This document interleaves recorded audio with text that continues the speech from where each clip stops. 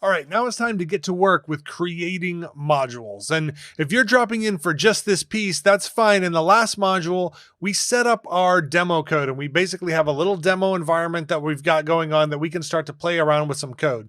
And you can just watch and follow along. You don't have to code along if you don't want to, but if you are, great. You should be up and running and ready to go. All right, now in this module, we're going to start creating some modules using the export keyword. And basically what the export keyword is going to do is allow us to take this bundle of code and just present pieces of it out to the consuming applications. And this is done in one of 3 different ways. And we're going to cover all 3 in this module. The first one being named exports. Basically, I'm going to take a thing, a function or a variable or something, and I'm going to export it out to the larger world. And when you import it, you've got to know the name of it. So import the same name as the thing that we exported. And that's a really easy way to get multiple things out to the larger consuming application. But we also have default exports, and that's the next thing we'll talk about is what if I don't want to have to know what the name is? When you call session repo, we're going to give you this thing, and that's all you're going to get. And that's default exports, and we'll talk about that a little bit. You can also do both of them at the same time, and we'll cover that when we get down there and basically say, hey, I have a default export, but here's a couple of named exports as well.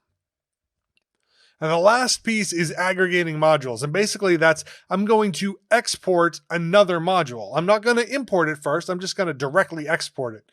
And the reason we're going to do that is because it's going to allow us to keep our imports tight in our app.js. Basically, app.js doesn't need to know about all these different modules. It just needs to know about the one, and that one module will pull things together and re-export it. And that'll make a lot more sense once we get down to that piece.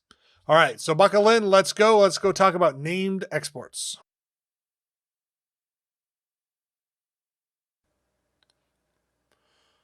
All right, let's get this thing started by building out a module using named exports. Now, if you go into our demo code that we have before and you look at app.js, we've got a whole bunch of code in here. And the whole point of what we're trying to do is we're going to start pulling this out into modules. And the first thing we're going to pull out is this template that we have. So there's a function starting right here on line 13 called session template. We're just going to grab that whole thing and we're going to cut that. We're going to create a new file called template.js. Let's just paste that in there. All right.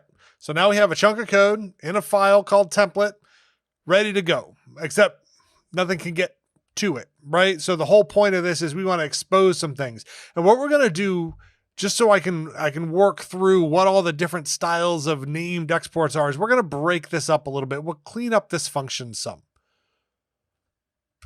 So let's come up here and we're going to create an error message. And we're going to take this error and stick it up there. All right. And then if there's an error, we're going to return an error message. Now, we also have this function here. And I'm not a huge proponent of having anonymous functions inside my map. So let's just cut that out. And let's say, hey, sessions.map, apply template. And then right here on line 3, we'll paste that function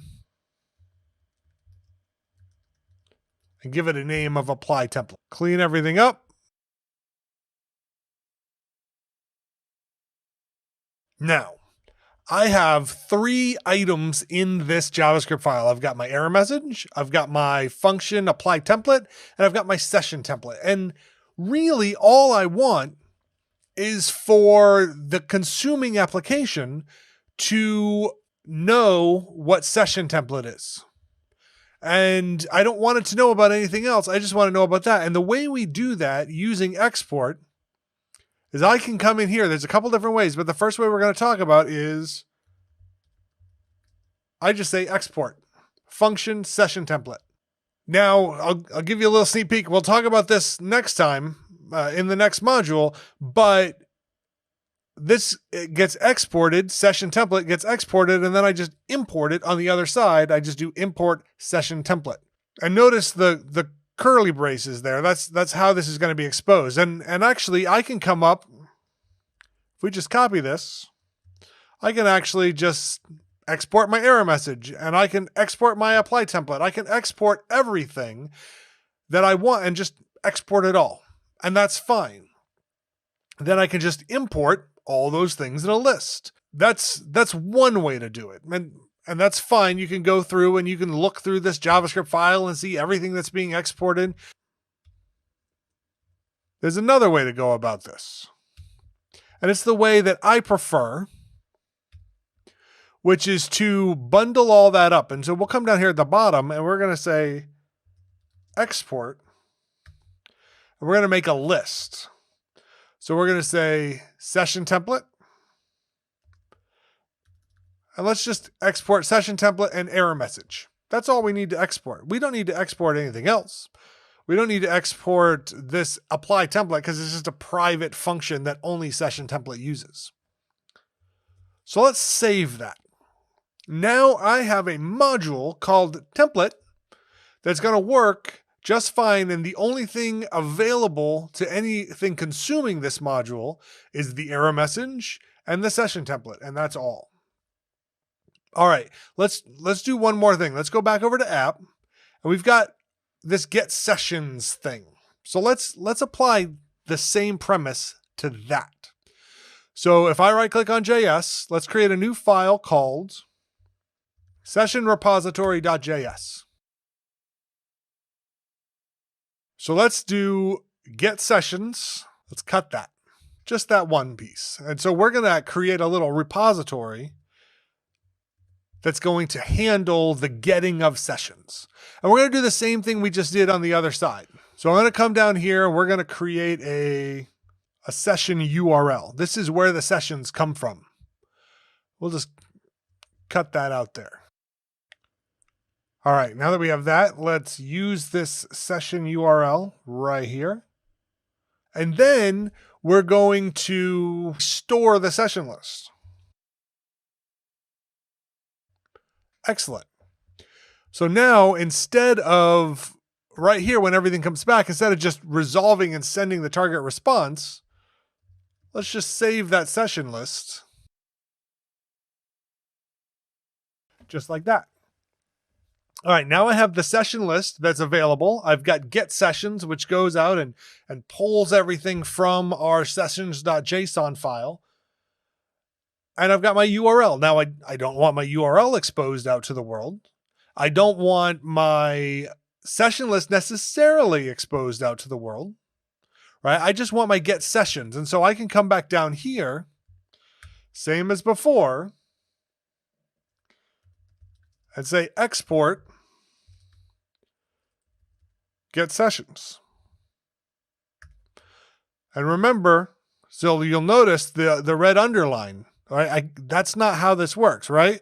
Declaration or statement expected. Well, that's because it takes a list like that, right? If I can export up there, just fine, and that'll work. But if I'm going to export down here, I have to export as a list. Just like that, and that's what I want to do.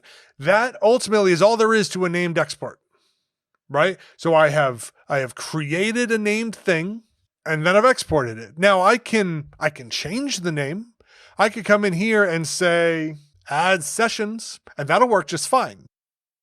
And when I do my import, I'm importing sessions, not get sessions. So I can rename things right there as I want to. All right. So that's named exports, but I have to know the name of things when I'm importing them. Right? And I don't necessarily want that for my session repository, right? I want to just import session repository. I don't want to have to know what all the pieces are. So that's where default comes in. And so let's look at what export default means.